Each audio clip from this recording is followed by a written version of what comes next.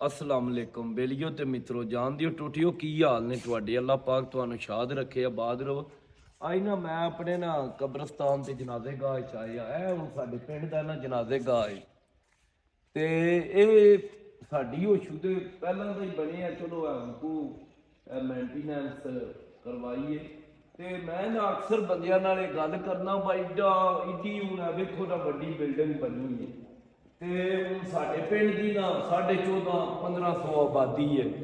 ਬਾ ਮੁਸ਼ਕਿਲ ਸਾਲ ਹੀ 4-5 6 ਮੈਕਸਿਮਮ ਜਨਾਜ਼ੇ ਹੋ ਜਾਂਦੇ ਨੇ ਤੇ ਜੇ ਇਹ ਬਿਲਡਿੰਗ ਨਾ ਉਹ ਪਿੰਡ ਦੇ ਸੈਂਟਰ ਹੀ ਚ ਹੋਵੇ ਜਾਂ ਕਿਤੇ ਪਿੰਡ ਦੇ ਨਜ਼ਦੀਕ ਹੋਵੇ, ਉਹ ਇੱਥੋਂ ਸਾਡਾ ਪਿੰਡ ਤਕਰੀਬਨ 1 ਕਿਲੋਮੀਟਰ ਬਣ ਜਾਂਦਾ ਹੈ।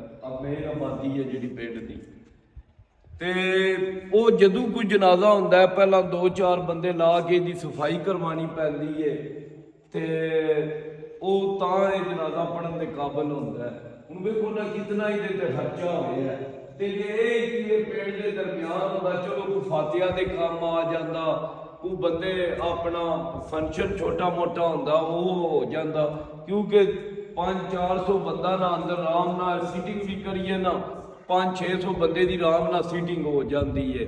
ਤੇ ਇਸ ਤਰ੍ਹਾਂ ਦੀਆਂ ਇਮਾਰਤਾਂ ਖਾਨਗਾਹਾਂ 'ਚ ਬਣਾ ਕੇ ਮੇਰੇ ਖਿਆਲ ਹੀ ਤੇ ਨਿਰਾ ਪੈਸੇ ਦਾ ਜ਼ਿਆਨ ਹੈ ਤੇ ਇਹਦਾ ਕੋਈ ਨਾ ਬਿਹਤਰ ਹੱਲ ਹੋਣਾ ਚਾਹੀਦਾ ਵਾ। ਇਹ ਕਈਆਂ ਪਿੰਡਾਂ 'ਚ ਮੈਂ ਵੇਖਿਆ ਜਨਾਜ਼ੇਗਾਹ ਪਿੰਡਾਂ ਦੇ ਦਰਮਿਆਨ ਬਣੇ ਨੇ।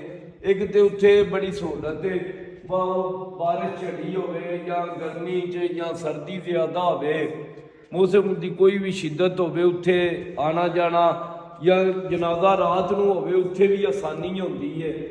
ਤੇ ਇਸ ਗੱਲੇ ਨਾ ਇਹ ਜਿਹੜੇ ਬਾਹਲੇ ਵੱਡੇ ਜਨਾਜ਼ੇਗਾਹ ਨੇ ਨਾ ਚਲੋ ਕਬਰਸਤਾਨਾਂ ਹੀ ਨਾ ਥੋੜੀ ਬਾਲੀ ਜਗ੍ਹਾ ਕੋ ਸਾਫ ਸੂਫ ਕਰਕੇ 4 ਦੀਵਾਰੀ ਕਰ ਛੜੀ, ਅਦਰਵਾਈਜ਼ ਐਡੀ ਵੱਡੀ ਬਿਲਡਿੰਗ ਬਣਾਣੀ ਸਿਰਫ ਜਨਾਜ਼ੇਗਾਹ ਵਾਸਤੇ ਇਹ ਤੇ ਮੇਰੇ ਖਿਆਲ ਹੀ ਤੇ ਨਿਰਾ ਪੈਸੇ ਦਾ ਜ਼ਿਆਨ ਹੈ, ਹੋਰ ਇਹਦਾ ਕੋਈ ਹੱਲ ਨਹੀਂ ਹੈ। ਇਹਦਾ ਹੱਲ ਇਹ ਹੈ ਇੱਕ ਬਾਰੇ ਪਿੰਡ ਦੇ ਕਿਤੇ ਵਿਸ਼ਕਾਰ ਜੇ ਹੋਵੇ ਜਾਂ ਬਿਲਕੁਲ ਪਿੰਡ ਦੇ ਨਜ਼ਦੀਕ ਹੋਵੇ ਤਾਂ ਕਿ ਕਿਸੇ ਹੋਰ ਮਕਸਦ ਵਾਸਤੇ ਵੀ ਇਸਤੇਮਾਲ ਹੋ ਸਕੇ। ਆਪਣੀ ਕੀਮਤੀ ਰਾਏ ਦਾ ਇਜ਼ਹਾਰ ਕਮੈਂਟ ਸੀ ਜ਼ਰੂਰ ਕਰਿਓ। ਰੱਬ ਰਾਖਾ। ਅੱਲਾ ਹਾਫਿਜ਼।